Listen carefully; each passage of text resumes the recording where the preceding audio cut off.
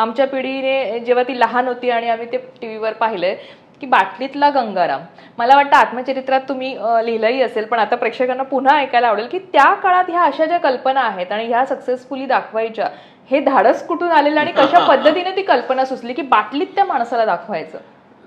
हे डोकं त्यावेळेला चालायचं चांगलं बऱ्यापैकी आणि एक थॉट यायचे डोक्यात आणि ते नुसतं थॉट येऊन उपयोग नाही, ते thought actually you have to bring them into practice.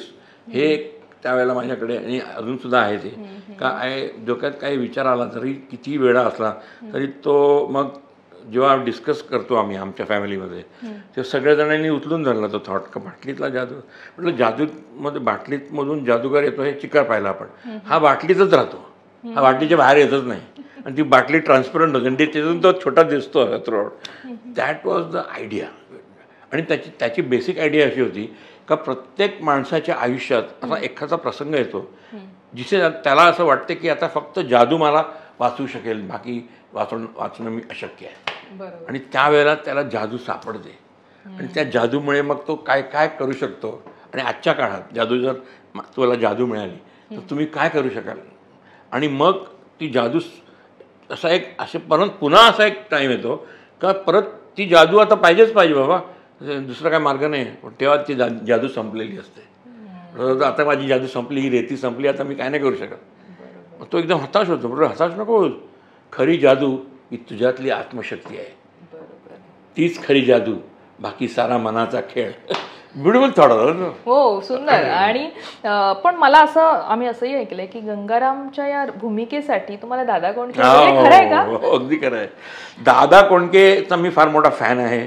Dada Kondke पण त्यांना पण मी गुरुस्थानी मानतो ॲज अ कॉमेडी सेन्स असलेला माणूस, कॉमेडी सेन्स असलेला director Dada Kondke. Beautiful comedy sense. तर दादा म्हणजे मी त्यांचा इतका मोठा फॅन होतो तर मला डोक्यात असं आलं का हा जो जादूगार आहे आतला तो जर दादा कोंडके असेल तर. आणि म्हणून त्याचं नाव मी गंगाराम ठेवलं होतं.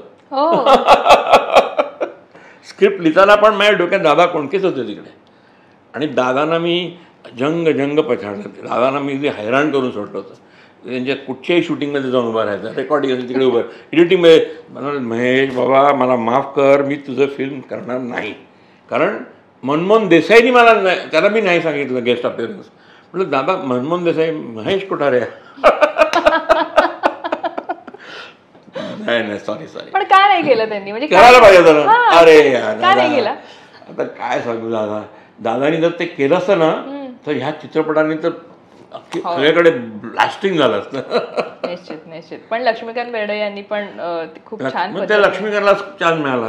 मी त्याला म्हटलं तू डबल रोल कर, दुसरं काय ऑप्शनच नाही.